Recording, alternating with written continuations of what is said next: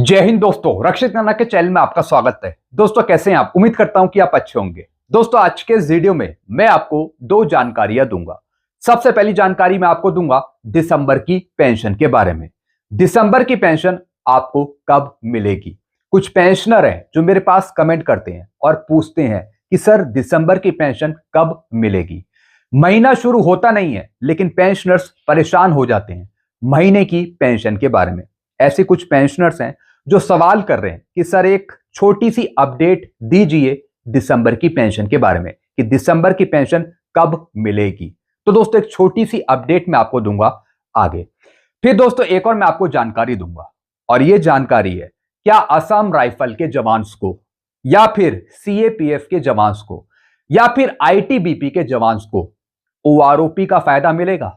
जी हां दोस्तों, जो असम राइफल के जवान है या फिर जो आईटीबीपी के जवान है या फिर जो सीएपीएफ के जवान है, उनकी मांग है कि हमको भी वन रैंक वन पेंशन का फायदा दिया जाए, जैसे कि आर्म फोर्स के पेंशनर्स को दी जा रही है वन रैंक वन पेंशन। तो दोस्तों ऐसे ही एक फैसला है, एक जजमेंट है, किसका? दिल्ली हाई कोर्ट का। दिल्ली हाई कोर्ट ने सरकार को अभी टाइम दिया है। जी हां दोस्तों, सरकार को फैसला लेना है, क्या वो असम राइफल्स के जवान को पूरा बेनिफिट देंगे जैसे कि आर्म फोर्स के जवानों को मिलता है, चाहे मिलिट्री सर्विस पे हो, चाहे वन रैंक वन पेंशन हो, जो भी चीजें दी जाती हैं, तो क्या उसका फायदा जो असम राइफल के जवान है, सीएपीएफ के जवान है, आईटीबीपी के जवान है, तो उनको भी वही सेम फायदा मिलेगा? तो दोस्तों इसी पर एक छोटी सी जानकारी मैं आपको दूंगा। जी हां दोस्तों, केंद्र सरकार का क्या रुख है इस पर, केंद्र सरकार क्या बोलती है, तो एक लेटेस्ट जानकारी मैं आपको दूंगा। तो दोस्तों बस यही दो जानकारी हैं जो मैं आपको देने वाला हूं, इसलिए इस वीडियो में आप शुरू से लेकर आखिरी तक बने रहेगा। वीडियो में आगे बढ़ने से पहले एक छोटी सी अपील मैं आपसे करूंगा, और अपील है चैनल सब्सक्राइब की। देखने में आया है काफी पुराने पेंशनर्स हैं और नए पेंशनर्स हैं जो वीडियो तो देख रहे हैं लेकिन अभी तक उन्होंने चैनल को सब्सक्राइब नहीं किया, जिससे क्या हो रहा है, मेरी जानकारियां उन तक सही समय पर नहीं पहुंच रही। तो मैं आपसे अपील करता हूं, आग्रह करता हूं कि अगर आप कंटिन्यू मेरे वीडियो देख रहे हैं, अगर आपने अभी तक चैनल को सब्सक्राइब नहीं किया तो फटाफट सबसे पहले आप चैनल को सब्सक्राइब कर लीजिए।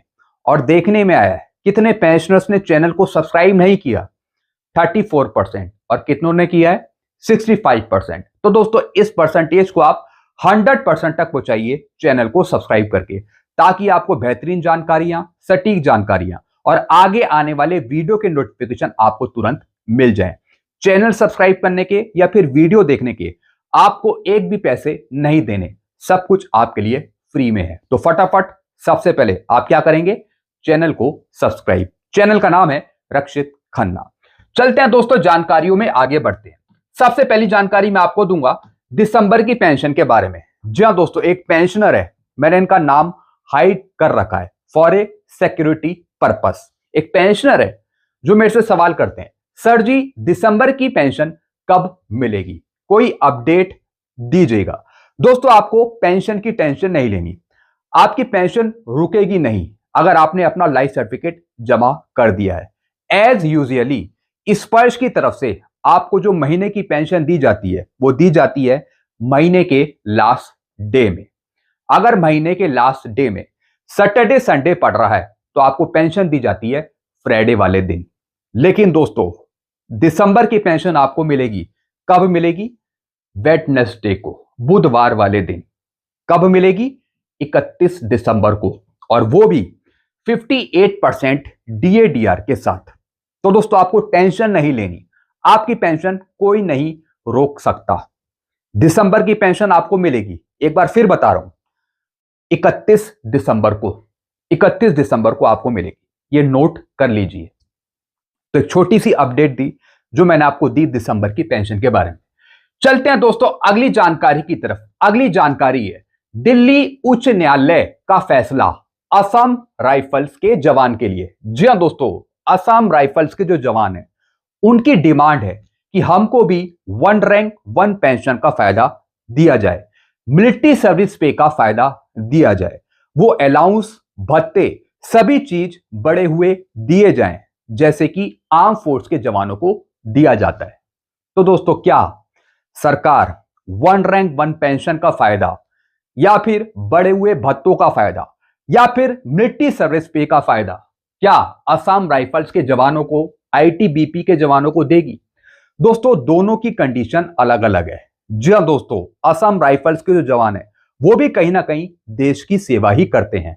बिल्कुल दोस्तों, वो भी देश की सुरक्षा कर रहे हैं, लेकिन जो कंडीशंस हैं, रूल्स हैं, वो अलग अलग हैं। हमारे डिफेंस पेंशनर्स के, जवानों के, आर्म फोर्स के और असम राइफल्स के जवानों के, या फिर आईटीबीपी के जवानों के, या फिर सीएपीएफ के जवानों के। जी हाँ दोस्तों, क्योंकि दोस्तों जो असम राइफल्स के जवान हैं, जो उनके पेंशन रूल्स हैं वो अलग है। उनके जो पेंशन रूल हैं वो है 1972 के सीसीएस पेंशन रूल।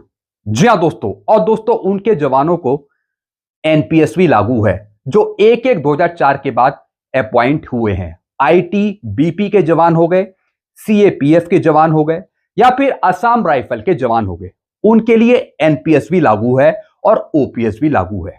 तो दोस्तों केंद्र सरकार को सोच समझ के यह फैसला लेना होगा, और देखने की बात है क्या केंद्र सरकार रूल्स चेंज करेगी।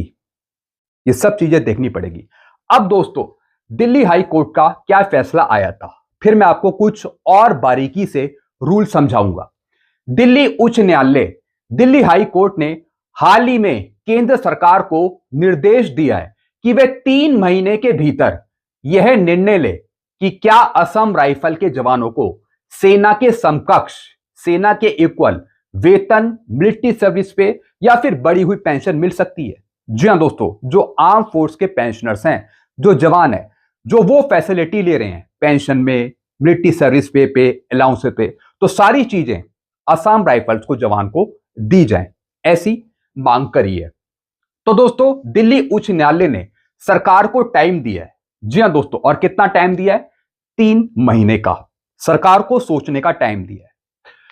यह फैसला असम राइफल पूर्व सैनिक कल्याण संघ द्वारा दायर एक याचिका के बाद लिया गया है। जी हां दोस्तों, एक याचिका डाली गई थी पूर्व सैनिक कल्याण संघ के द्वारा। फैसले के मुख्य पहलू, एक खंडपीठ ने केंद्र सरकार को असम राइफल्स पूर्व सैनिक कल्याण संघ के विस्तृत प्रतिवेदन पर विचार करने और 3 महीने के भीतर अंतिम निर्णय लेने का आदेश दिया है। जी हां दोस्तों, अभी फाइनल फैसला नहीं करा है, अभी फाइनल फैसला नहीं हुआ है, सरकार को यहां पे टाइम दिया है। जी हां दोस्तों, सरकार सोच समझ के जवाब देगी। न्यायालय ने कहा है कि असम राइफल के कर्मियों को तीसरे केंद्रीय वेतन आयोग तक वेतन और पेंशन के मामले में भारतीय सेना के बराबर दर्जा प्राप्त था। जी हां दोस्तों, यानी कि थर्ड सीपीसी तक यहां पे दर्जा प्राप्त था सेना के समान असम राइफल्स के जवानों के लिए, यानी बराबर का दर्जा। लेकिन चौथे वेतन आयोग के बाद बिना किसी स्पष्ट कारण के इसमें बदलाव किया गया, जो कि गलत किया गया। असम राइफल की अनूठी धोरी नियंत्रण संरचना, जिसमें प्रशासनिक निगरानी गृह मंत्रालय यानी एमएचए और परिचालन कमान भारतीय सेना, रक्षा मंत्रालय या फिर एमओडी के पास है। जी हां दोस्तों इनका जो मंत्रालय है असम राइफल्स के जवानों का, वो है दोस्तों गृह मंत्रालय, और जो डिफेंस पेंशनर्स हैं, आर्म फोर्स के पेंशनर्स हैं, उनका मंत्रालय है मिनिस्ट्री ऑफ डिफेंस का, जहां से सारी चीजें डील होती हैं। सेना की तुलना में लाभों में असमानताओं को लेकर शिकायतों का एक स्रोत रही है। याचिकाकर्ताओं ने तर्क दिया है कि उनके कर्तव्य सेना के समान है। जी हां दोस्तों, जो याचिकाकर्ता हैं उनका कहना है कि कहीं ना कहीं इनके जवान भी देश की सेवा करते हैं, तो सेम जो फैसिलिटी सेना के जवानों को दी जाती है, आर्म फोर्स के जवानों को दी जाती है, तो वही सारी फैसिलिटी असम राइफल्स के जवान को, आईटीबीपी के जवान को या फिर सीएपीएफ के जवान को दी जाए। फिर क्या लिखा है दोस्तों आगे? अब दोस्तों जो असम राइफल के जवान है वो किस तरीके से क्या काम करते हैं, जिनमें आतंकवाद विरोधी और सीमा सुरक्षा शामिल है, जिसके लिए समान वेतन और परिलिप्तियां आवश्यक हैं। जी हां दोस्तों, कहीं ना कहीं अच्छे तरीके से वो देश की सुरक्षा कर रहे हैं, जैसे कि हमारे सेना के जवान करते हैं। न्यायालय ने सीधे तौर पर समानता प्रदान नहीं की, लेकिन सरकार को इस मुद्दे का शीघ्र समाधान करने का निर्देश दिया है। जी हां दोस्तों, जो दिल्ली हाई कोर्ट ने है उसने साफ फैसला अभी नहीं सुनाया, अभी सरकार को यहां पे टाइम दिया है सोचने समझने का कि सरकार अपनी तरफ से इस पे फैसला ले और सैनिकों और पूर्व सैनिकों को प्रभावित करने वाले मामलों पर समय पर निर्णय लेने के महत्व पर बल दिया है। जी हां दोस्तों, यानी दोस्तों जो दिल्ली हाई कोर्ट है उसने सरकार को कह दिया है कि जो आपको फैसला लेना है वो लेना है 3 महीने के भीतर, वो भी पॉजिटिव तरीके से। अब दोस्तों मैं आपको कुछ चीजें और समझाना चाहूंगा। जी हां दोस्तों सेना में जो हमारे जवान हो गए, आर्म फोर्स के जवान हो गए, उनकी जो सर्विस कंडीशन है या फिर दोस्तों जो उनकी क्वालिफाइंग सर्विस है वो कहीं ना कहीं डिफर है, थोड़ी अलग है असम राइफल्स के जवानों से या फिर सीएपीएफ में जो जवान है या फिर जो आईटीबीपी के जवान है उनसे। सबसे पहली बात आती है क्वालिफाइंग सर्विस की। जी हां दोस्तों, अब दोस्तों यहां पे देखिए, जो सेना में एक सिपाही है वो रिटायर कब होता है, उसकी सर्विस है 19 साल की या फिर 49 वर्ष उसकी आयु। वहीं अगर हम असम राइफल में एक राइफल मैन की बात करें तो दोस्तों उनकी सेवानिवृत्ति की आयु है, रिटायरमेंट एज है 60 ईयर्स। अगर मैं सीएपीएफ में बात करूं, एक सीएपीएफ में बात करूं तो दोस्तों उसमें भी 60 एज है रिटायरमेंट की। फिर दोस्तों अगर मैं नायक की बात करूं आर्म फोर्स में तो उसमें मैक्सिमम 24 साल सर्विस या फिर 49 एज। वहीं अगर मैं असम राइफल में एक जवान की बात करूं तो दोस्तों उनकी भी 60 इयर्स एज। सीएपीएफ में बात करूं एक हेड कांस्टेबल की तो उनकी भी 60 एज। फिर दोस्तों हवलदार की बात करूं तो 26 साल यहां पे सर्विस या फिर 49 वर्ष। वहीं दोस्तों असम राइफल के समकक्ष अगर मैं देखूं तो दोस्तों उनकी है 60 साल। सीएपीएफ में देखूं तो दोस्तों 60 ईयर्स। ऐसे दोस्तों नायब सूबेदार या फिर सूबेदार मेजर 28 साल 30 साल। लेकिन दोस्तों इसके समकक्ष अगर असम राइफल में देखें या फिर सीपीएफ में देखें, सीएपीएफ में देखें तो दोस्तों यहां पर रिटायरमेंट की एज है 60 ईयर्स।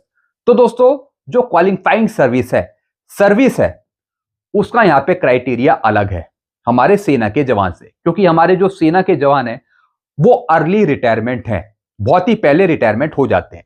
और जहां अगर मैं बात करूं असम राइफल्स में या फिर सीएपीएफ में, आईटीबीपी में, तो उनकी जो एज है या फिर उम्र है दोस्तों वो ज्यादा है, रिटायरमेंट की एज यहां पे 60 ईयर्स है।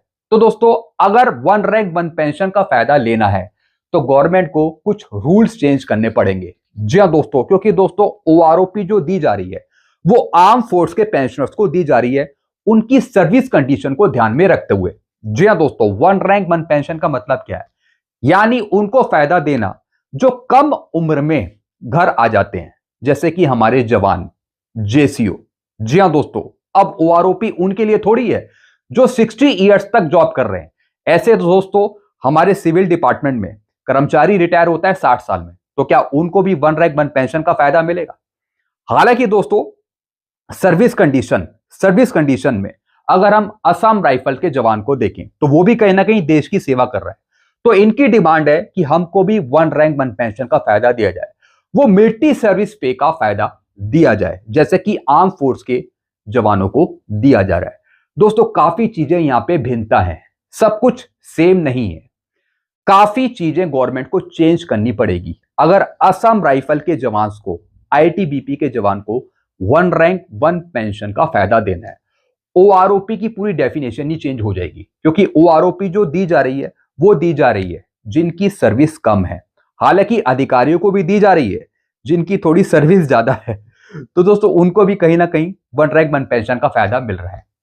तो दोस्तों देने को तो कुछ भी दे सकते हैं, लेकिन कुछ रूल्स यहां पे चेंज करने पड़ेंगे असम राइफल के जवानों के लिए।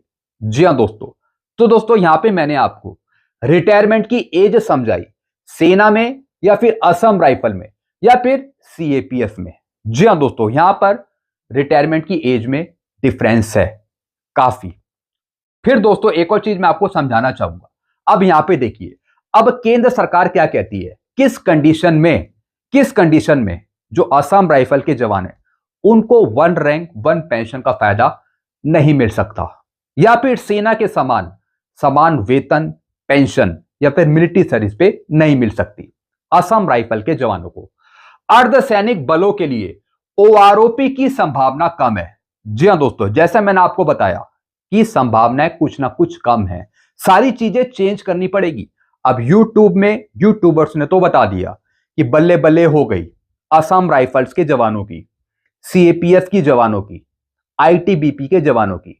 दिल्ली हाई कोर्ट ने फैसला सुना दिया और जैसी फैसला आया वैसी ओआरओपी का लाभ मिल जाएगा असम राइफल के जवानों को। अरे भैया यूट्यूबर्स, जरा अकल तो लगा लो, ये क्या इतना आसान है? ये क्या इतना आसान है? क्या केंद्र सरकार ये कर पाएगी? ये सबसे बड़ी बात है। अब दोस्तों यहां पे कुछ बारीक चीजों को समझे आप। अर्धसैनिक बलों के लिए ओआरओपी की संभावना कम, गृह मंत्रालय ने लोकसभा को बताया। जी हां दोस्तों, अब यहां पे देखिए, केंद्रीय सशस्त्र पुलिस बलों सीएपीएफ और असम राइफल के सेवारत और सेवानिवृत्त कार्मिकों की ओर से रक्षा कार्मिकों के समान वन रैंक वन पेंशन लागू करने की मांग की जा रही है। जैसा मैंने आपको बताया, जो असम राइफल के जवान हैं या फिर जो उनके संगठन है या फिर जो आईटीबीपी के जवान है या फिर जो सीएपीएफ के जवान है, वो भी चाहते हैं कि हमें वन रैंक वन पेंशन का फायदा मिले। नरेंद्र मोदी सरकार ने मंगलवार को लोकसभा को सूचित किया कि अर्धसैनिक बलों के लिए वन रैंक वन पेंशन योजना लागू होने की संभावना नहीं है, क्योंकि वे केंद्रीय सिविल सेवा नियम 1972 और नई पेंशन योजना के अंतर्गत आते हैं। जी हां दोस्तों, असम राइफल के जो जवान हो गए, आईटीबीपी के जो जवान हो गए, सीएपीएफ के जवान हो गए, दोस्तों वो किसके दायरे में आ रहे हैं? जो 1/1/2004 के बाद अपॉइंट हुए हैं, उनको पेंशन दी जा रही है एनपीएस के तहत। जी हां दोस्तों, वो एनपीएस के दायरे में है। जो 1/1/2004 से पहले अपॉइंट हुए हैं, उनको पेंशन दी जा रही है ओल्ड पेंशन स्कीम के तहत। तो दोस्तों यहां पर दो स्कीम है, एक तो एनपीएस की और दूसरी ओल्ड पेंशन स्कीम की। तो क्या ओआरओपी का फायदा क्या असम राइफल के जवानों को मिलेगा और कैसे दिया जाएगा? क्योंकि 1/1/2004 के बाद जो आए हैं वो एनपीएस के तहत पेंशन ले रहे हैं, एनपीएस के दायरे में है। जो उनका कंट्रीब्यूशन है वो भी उनका काटा जा रहा है, सरकार भी कंट्रीब्यूट कुछ ना कुछ कर रही है। तो दोस्तों आप खुद ही समझ रहे हैं, क्या एनपीएस को ओल्ड पेंशन स्कीम में ढालना क्या इतना आसान है सरकार के लिए?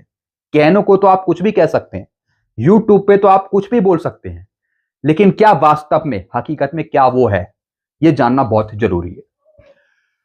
अब दोस्तों यहां पे देखिए, जैसा मैंने आपको बताया, जो असम राइफल के जवान है या फिर जो आईटीबीपी के जवान है, सीपीएफ के जवान है, उनकी कंडीशंस थोड़ी अलग है। वो नई पेंशन योजना के अंतर्गत आते हैं जो 2004 के बाद अपॉइंट हुए। गृह मंत्रालय एमएचए ने लोकसभा में एक लिखित उत्तर में कहा है कि सीएपीएफ कार्मिकों के नए नियम पूर्व सैनिकों पर लागू पेंशन नियमों से अलग है। जैसा मैंने आपको बताया, जो आर्म फोर्स के हमारे पेंशनर्स हैं, जो आर्म फोर्स के पेंशनर्स हैं जिनको ओआरओपी दी जा रही है, उनके नियम अलग हैं असम राइफल के जवानों से। भले ही असम राइफल के जवान देश की सेवा कर रहे हो, वो भी उसी कैटेगरी में आ रहे हो, लेकिन थोड़े से यहां पे रूल्स डिफरेंस है। एक तो दोस्तों रिटायरमेंट की एज, दूसरा एनपीएस के तहत वो पेंशन ले रहे हैं। ये सबसे बड़ी बात है दोस्तों। तो दोस्तों क्या सरकार ये सारे रूल्स चेंज करेगी? सोचने वाली बात है। केंद्रीय सशस्त्र पुलिस बलों सीएपीएफ और असम राइफल के सेवारत और सेवानिवृत्त कर्मियों द्वारा रक्षा कर्मियों के समान वन रैंक वन पेंशन लागू करने की मांग की जा रही है। सरकारी सेवा में उनकी कम उम्र में सेवानिवृत्ति को ध्यान में रखते हुए रक्षा कार्मिकों के लिए ओआरओपी की शुरुआत की गई थी। जी हां दोस्तों, ओआरओपी उनको दी जा रही है। उसका मतलब यही है कि समान पेंशन उनकी रैंक को देखते हुए, उनके ग्रुप को देखते हुए, उनकी क्वालिफाइंग सर्विस को देखते हुए। अगर कोई सिपाही है 17 साल में अगर वो रिटायर हुआ है तो ओआरओपी में उसे 17 साल की ही पेंशन मिलेगी। अगर कोई दूसरा सिपाही है, अगर वो भी 17 साल में ही रिटायर हुआ है तो उसे भी वही पेंशन मिलेगी। यानी सेवानिवृत्ति की तारीख की परवाह किए बिना एक समान पेंशन, ये है वन रैंक वन पेंशन। यानी जिनकी कम सर्विस है, कम उम्र में ही वो घर आ रहे हैं, तो उनको वन रैंक वन पेंशन का फायदा दिया जाए। लेकिन असम राइफल में यह बात लागू नहीं होती। उनकी सारी चीजें अलग हैं, रूल्स अलग हैं। यह बात गवर्नमेंट ने यहां पे समझाई है।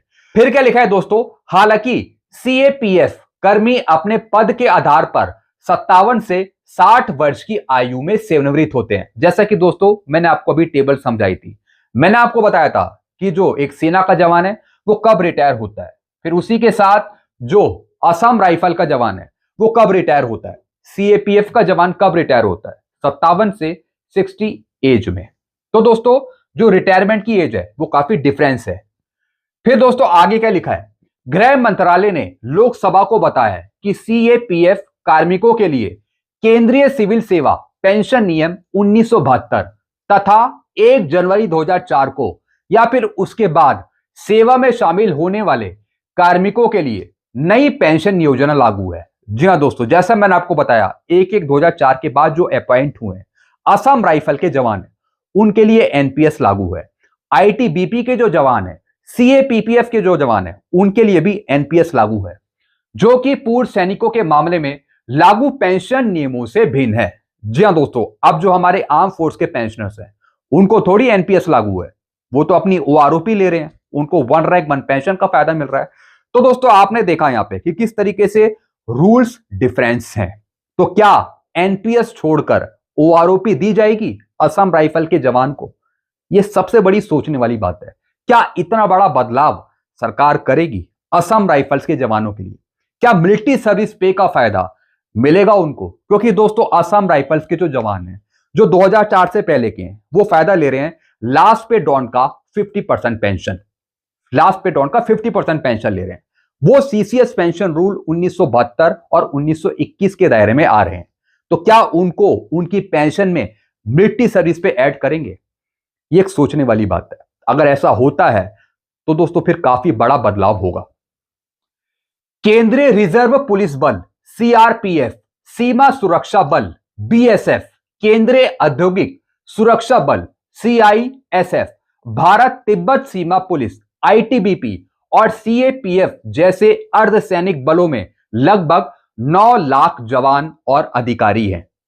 जो ये फोर्सेस हैं इन्होंने बताया आंतरिक सुरक्षा अभियानों के संचालन के अलावा ये बल देश की सीमाओं की सुरक्षा भी करते हैं। जी हां दोस्तों, जिस तरीके से हमारे आर्म फोर्स के जवान सीमा की सुरक्षा करते हैं, बॉर्डर पे तैनात हैं, ठीक इसी तरीके से जो इनके बल हैं, जो इनके जवान हैं, वो भी देश की सीमाओं की ही सुरक्षा करते हैं। तो दोस्तों इसका ही हवाला दिया था इनके इन संगठन ने कि इनको भी फायदा दिया जाए जो फायदा आर्म फोर्स के जवानों को मिलता है, चाहे पेंशन में, चाहे अलाउंसेस में या फिर मिलिट्री सर्विस पे जो हार्ट रिस्क अलाउंस है, हार्ट रिस्क अलाउंस है, वो भी दिया जाए बड़ा हुआ इनके जवानों को।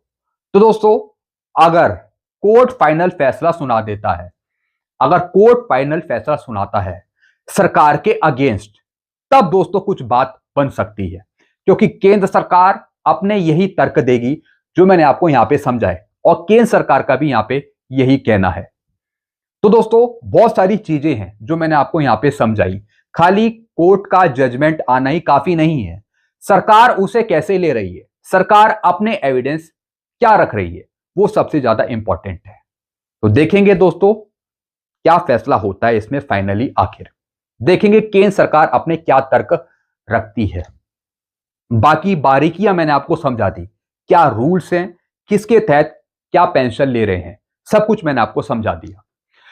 तो दोस्तों बस यही जानकारियां थी जो मैंने आपको समझाई हैं। बाकी आपके अपने सुझाव क्या हैं, आपके अपने विचार क्या हैं, आप कमेंट कर सकते हैं। ऐसी जानकारियां, ऐसी बारीक जानकारियां आपको मिलती रहेंगी इस चैनल के माध्यम से। तो सारी जानकारियां पाने के लिए आप चैनल से जुड़ सकते हैं, चैनल को सब्सक्राइब कर सकते हैं। चैनल का नाम है Rakshit Khanna. Thank you so much.